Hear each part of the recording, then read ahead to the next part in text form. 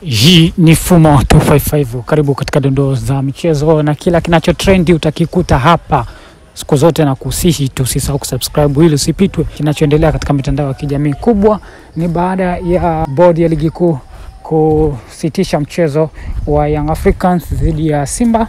Hatimaye semaji la kafu Ahmed Ally aibuka na kusema kuelekea mchezo huo kusitishwa, na hapa na nukuu Ahmed Ally alichokisema baada ya taarifa rasmi kutolewa na bodi ya ligi kusitishwa kwa mchezo huo.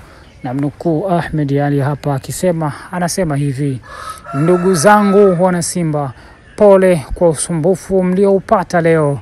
Niwape pole pia wenzetu waliosafiri kutoka mikoa mbalimbali kuja kuitazama mechi ya leo. Muhimu tuelewe kuwa maamuzi yaliyofanywa na viongozi wetu ni kwa maslahi ya klabu yetu na maslahi ya mpira wetu, hivyo sisi mashabiki hatuna budi kuyapokea.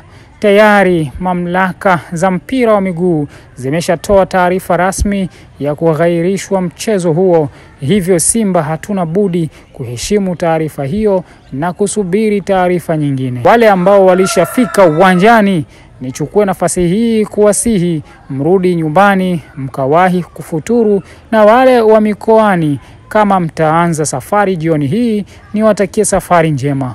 Mungu awafikishe salama, lakini msirudi kinyonge, kwani haki imeshinda. Hilo ni neno la mwisho nimelishindilia kweli la semaji la kafu Ahmed Ally baada ya taarifa rasmi kughairishwa kwa mchezo huo. Na kubwa yote haya yametokana na Simba Sports Club kushindwa kufanya mazoezi ya mwisho katika uwanja Benjamin William Mkapa usiku wa jana kuelekea kwenye mchezo wao wa leo dhidi ya Young Africans kwa mujibu wa kanuni za mchezo wa mpira wa miguu.